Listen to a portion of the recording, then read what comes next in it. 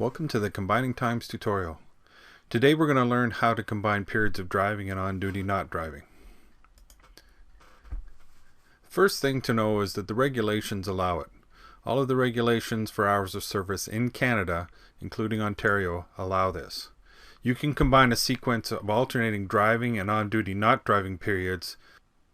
This can be useful for delivery runs, power communication line service, road construction, etc.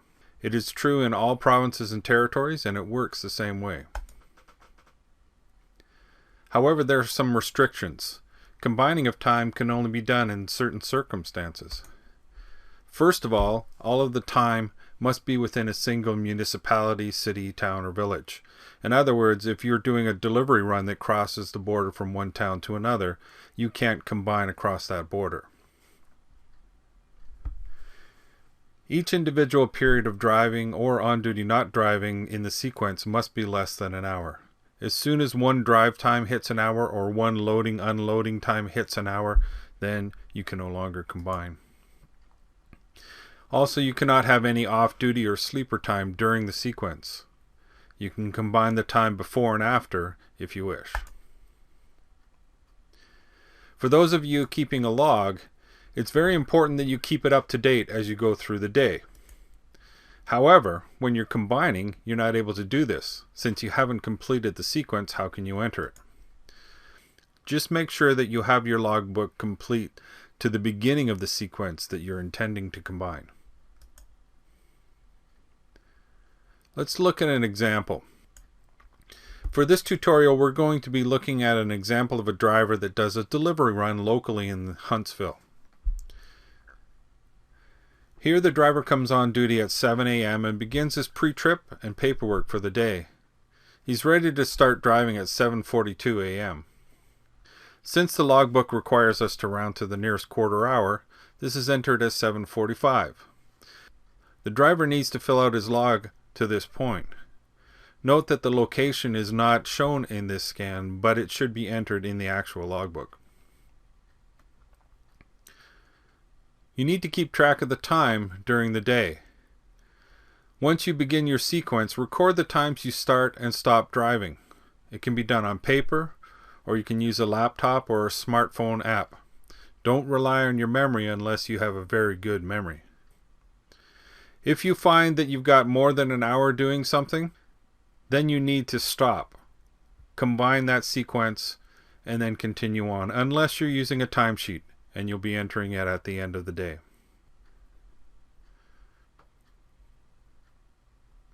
Now we're going to look at an example.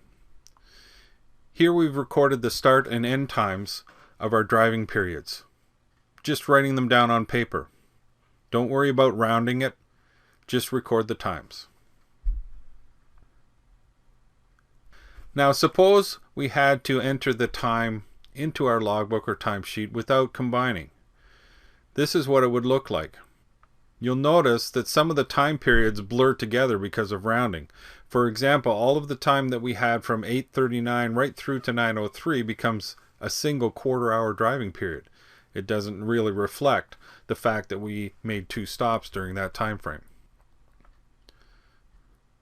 In this example, we're going to calculate our times. We calculate the time of each driving period. We don't need to calculate the on-duty not driving. It'll take care of itself. As we go through, we notice that there is more than an hour before driving period starting at 11:46, so we can't let that time be part of the sequence. It's more than an hour.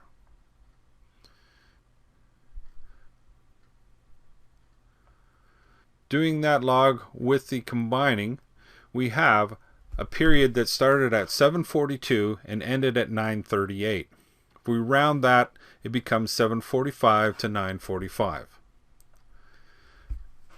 Now we know how many minutes were spent in the driving status, and we round that to the nearest quarter hour. So 56 minutes becomes 60. We add a 60-minute driving period to the log. The rest of the time is on-duty not driving, which means from 8:45 to 9:45 is on-duty not driving. In a logbook, make sure that you enter the locations in remarks. You can even indicate the range of combined time as we've done here, although that's not required by the regulations. What do you do if you're stopped? If you're stopped by MTO or police while in the middle of a sequence and they ask to see your logbook, they're going to have questions. You're not able to keep your log up to date while combining because you haven't completed the rest of the sequence. However, you will have documentation that shows that you have made one or more stops during the time since you last updated your logbook. You should explain to the officer that you are on a delivery run and will be combining the time. As long as your logbook was complete up to the point that you started the sequence, then you will be fine.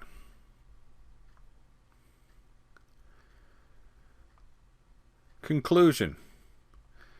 Now you have all the information that you need to combine times on your log or timesheet when you're doing a lot of stop and go driving during part of the day.